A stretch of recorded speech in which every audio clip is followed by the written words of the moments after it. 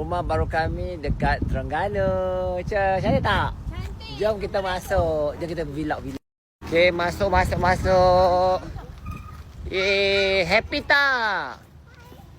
Happy tak? Happy. Jom kita nak buat vlog rumah yang bernilai 2 juta di Terengganu. Tak? Mega Datuk memang kalau sewa homestay memang mega-mega Datuk. Baru nak bagi tahu rumah sendiri. Baik, tak apalah kita vlog lah kita ya baru. Taklah kita buat ini rumah sewa je dekat Terengganu. Jom kita tengok rumah dia.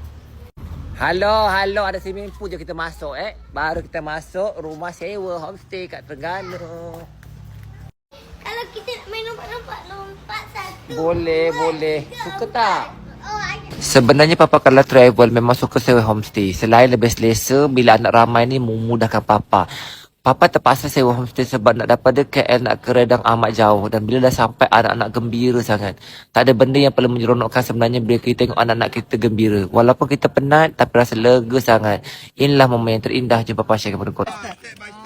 Okey, ada penyu tak? Alah tu saya cuci mah. Okey, penyu. Okey, ni penyu saya. Sabar dulu. Okey, sabar dah ni tengok. Just remember your fingers, okay? Okey, tengok penyu tu. Okey. Banyaknya ikan.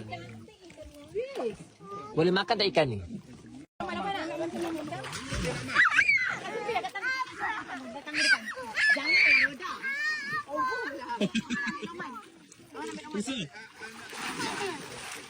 jangan pegang mama nak ambil Oman. Sini tu. Jumpa penyu tak? Okey, sama